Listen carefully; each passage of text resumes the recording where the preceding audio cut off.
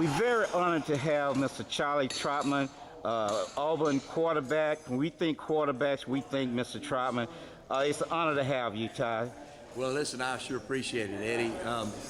We were talking about Auburn football, and Auburn football has gone through a really, really difficult time in the last year because of the terrible record last year, 3-9.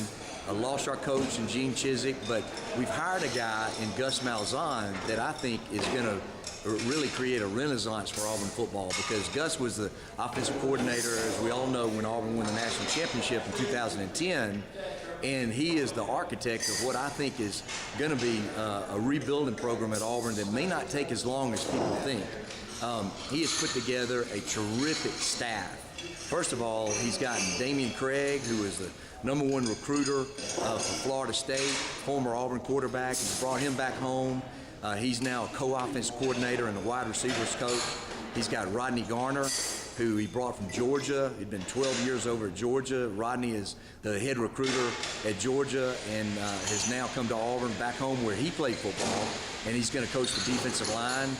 Tim Horton, who was one of the ace recruiters for Arkansas, is going to be the running back coach.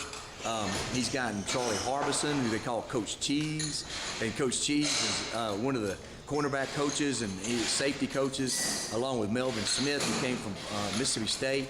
Coach Cheese came from Clemson. The defensive coordinator is Ellis Johnson, who came from Southern Miss, where he had been the head coach, but he had really been known more as a defensive coordinator at South Carolina, at Alabama, and Mississippi State. And these are the coaches that I think are really going to put together a coaching staff that is not only going to bring in great talent, but is going to do something that Coach Chizik was not able to do, and that's to develop the talent that is there.